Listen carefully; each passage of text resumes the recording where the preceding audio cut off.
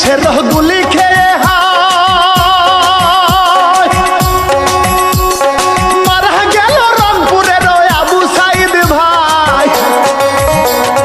পানি লাগবে নাকি পানি লাগবে ওরে ভাই, বলতে বলতে পুলিশের গুলি খায় মুগ্ধ ভাই।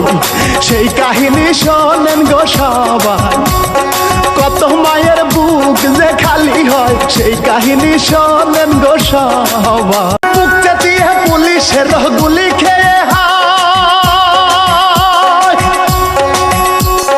মারা গেল রংপুরের আবু সাইদ ভাই।